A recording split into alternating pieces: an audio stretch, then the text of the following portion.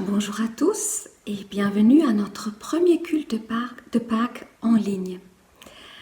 C'est vrai que Pâques est vraiment une fête, une célébration chrétienne extrêmement importante.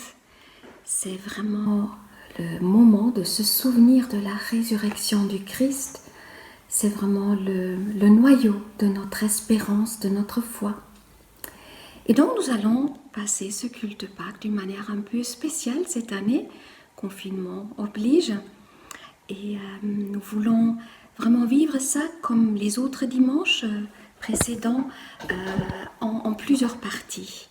Donc il y aura cette introduction que vous êtes en train de visionner maintenant avec quelques lectures, avec quelques chants. Ensuite, il y aura un moment ou une vidéo spéciale pour les enfants qui aura été préparée par Anne, Samuel et Chantal. Et un grand merci à eux tous pour cela. Et ensuite, on aura aussi une vidéo avec la prédication qui va être apportée par Léo aujourd'hui. Donc, bienvenue à ce moment de célébration. Et je vous propose de commencer avec un chant, Célébrer Jésus. On célèbre notre Seigneur ressuscité.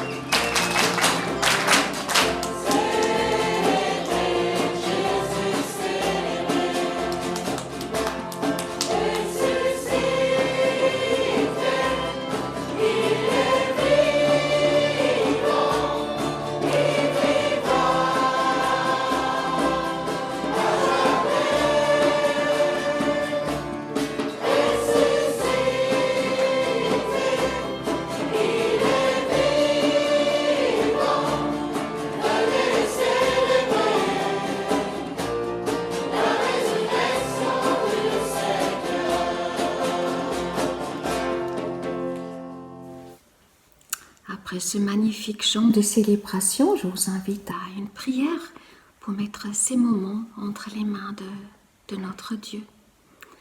Oui, Seigneur Jésus, merci beaucoup que nous pouvons te célébrer ensemble, même si nous ne sommes pas dans la même pièce, mais on est là devant toi, Seigneur. On est unis par ton esprit.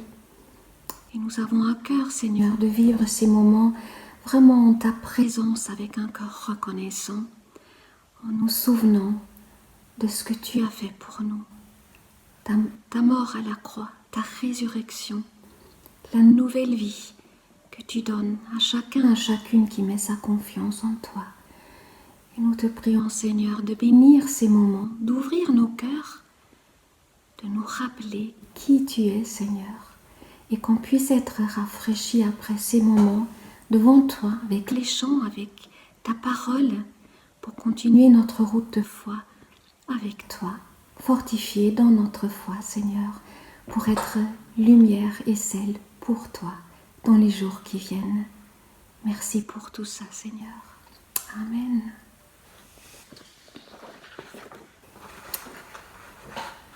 On va lire dans Jean, chapitre 20. Le dimanche matin, très tôt, Marie de Magdala se rendit au tombeau. Il faisait encore très sombre. Elle vit que la pierre fermant l'entrée du sépulcre avait été ôtée de devant l'ouverture. Alors elle courut prévenir Simon-Pierre et l'autre disciple, celui que Jésus aimait. « On a enlevé le Seigneur de la tombe, leur dit-elle, et nous n'avons aucune idée de l'endroit où on l'a mis. » Pierre sortit donc avec l'autre disciple et ils se rendirent tous deux au tombeau. Ils couraient tous les deux ensemble, mais l'autre disciple, plus rapide que Pierre, le distança et arriva le premier au tombeau. En se penchant, il vit les linges funéraires par terre, mais il n'entra pas. Simon-Pierre, qui le suivait, arriva alors. Il entra dans le tombeau, vit les linges qui étaient par terre et le linge qui avait enveloppé la tête de Jésus, non pas avec les linges funéraires, mais enroulé à part, à sa place. Alors l'autre disciple, celui qui était arrivé le premier, entra à son tour dans le tombeau. Il vit et il crut. En effet, jusque-là, il n'avait pas encore compris que Jésus devait ressusciter d'entre les morts, comme l'avait annoncé l'Écriture. Les deux disciples s'en retournèrent alors chez eux. Ouais, c'est vraiment un récit extrêmement impressionnant. On voit ces deux disciples, on voit Marie qui s'approche et qui se rendent compte que la pierre n'est plus devant le tombeau. Et ce qui marque spécialement dans ces paroles, c'est ce que j'avais mis en gras tout à l'heure à la lecture, il vit et il crut. Parce que jusque-là, il n'avait pas encore compris que Jésus devait ressusciter d'entre les morts, comme l'avait annoncé l'Écriture. Les disciples étaient quelque part préparés par Jésus à tout ce qui allait arriver, sa mort, sa résurrection, mais ils n'avaient pas encore vraiment la possibilité de comprendre entièrement ce que tout cela voulait dire. Par contre, maintenant, ils voient avec leurs yeux et ils comprennent, ils se souviennent de ce que Jésus avait annoncé. Dans un autre évangile, l'évangile de Luc au chapitre 24, nous lisons « Pourquoi cherchez-vous parmi les morts celui qui est vivant ?» Et nous allons chanter ces paroles avec le chant suivant « Jésus est ressuscité ».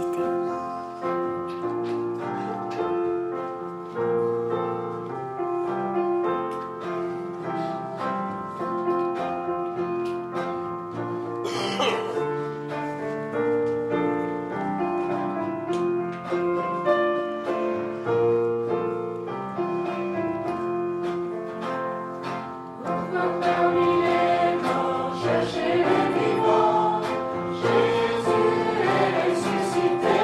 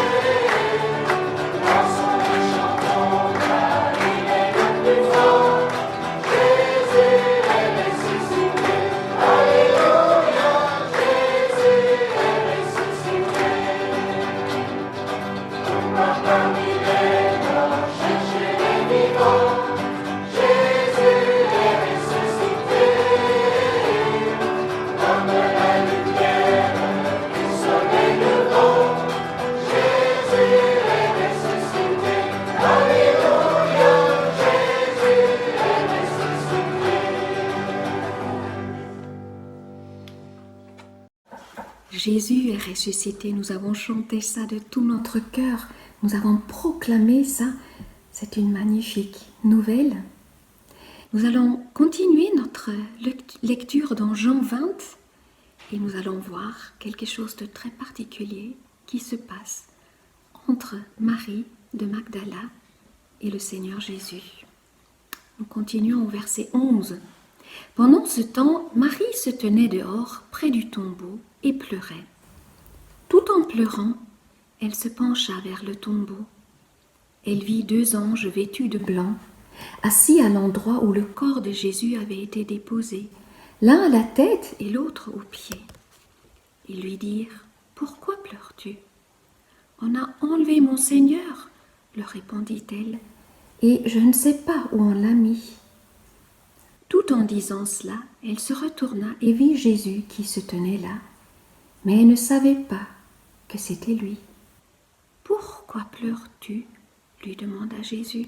« Qui cherches-tu » Pensant que c'était les gardiens du jardin, elle lui dit : « Si c'est toi qui l'as emporté, dis-moi où tu l'as mis, pour que j'aille le reprendre. » Jésus lui dit : « Marie. » Elle se tourna vers lui et s'écria en hébreu : « Rabouni », ce qui veut dire « Maître ».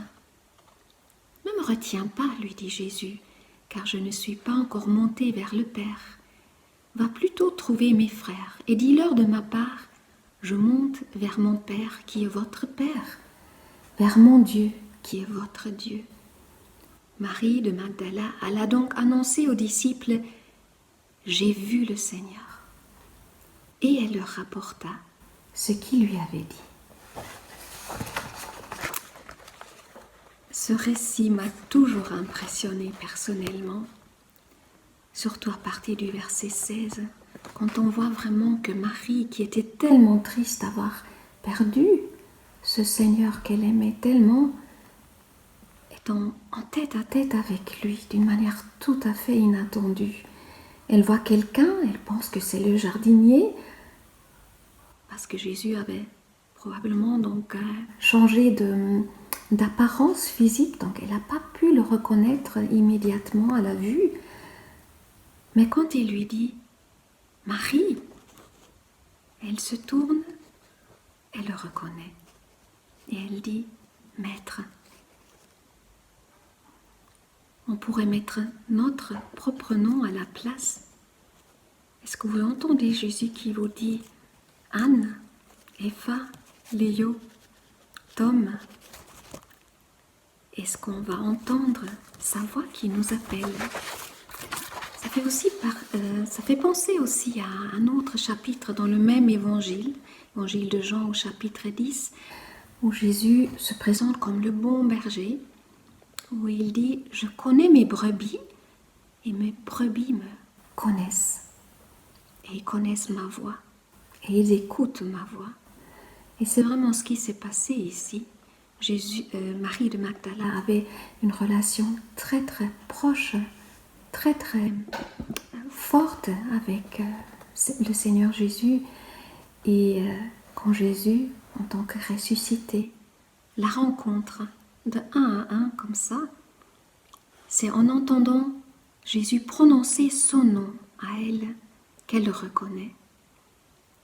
Et pour nous aussi qui croyons en Jésus, qui avons une espérance vivante, mais une relation surtout qui est personnelle avec notre Seigneur, ça peut nous parler. Jésus nous appelle par notre nom.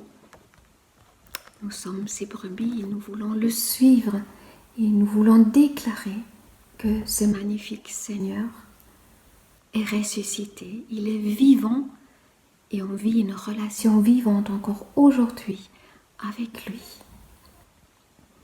Nous allons chanter le chant En Jésus seul, qui est comme une proclamation aussi de notre foi et de notre relation personnelle avec ce Sauveur qui est le nôtre. Et je vous invite à chanter ça.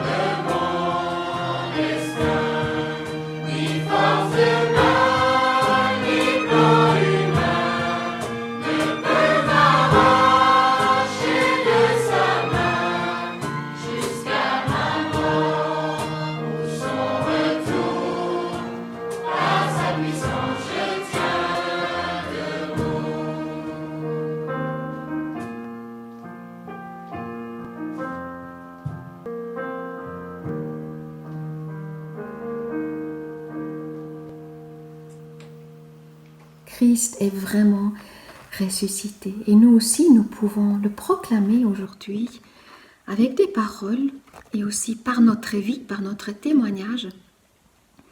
Nous pouvons montrer que nous vivons notre foi en communion avec le Christ qui est ressuscité, qui a vaincu la mort et le péché et qui invite encore aujourd'hui tout le monde à venir vers lui, à lui donner leur cœur, à trouver la vraie vie, la vie en abondance.